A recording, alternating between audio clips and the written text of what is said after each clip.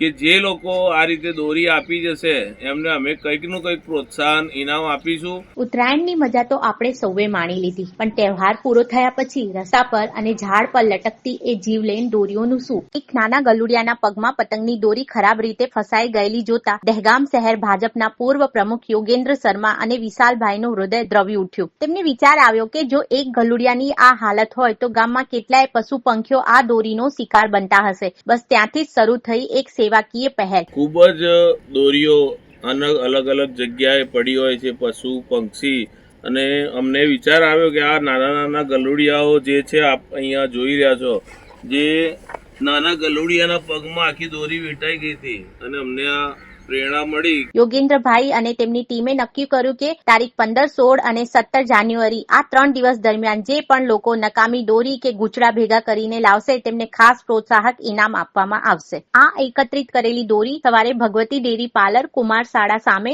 અથવા સાંજના સમયે ક્રિકેટ ગ્રાઉન્ડની પીચ પર વિશાલભાઈ અને તેમની ટીમને જમા કરાવી શકો છો. અને વિશાલભાઈને અને અમારી ટીમને વિચાર આવ્યો છે કે જે લોકો આ રીતે દોરી આપી જશે એમને અમે કંઈકનું કંઈક પ્રોત્સાહન ઇનામ આપીશું. સ્થળ ભગવતી ડેરી પાર્લર, કુમારશાળાના સામે દહેગામ, અને સાંજના ટાઈમે ગ્રાઉન્ડની પીચ ઉપર વિશાલભાઈ અને એમની ટીમ બેઠી હશે. ઘરની વીજળી સ્વયં બનાવવા આજે સે સોલારનો સંપર્ક કરો.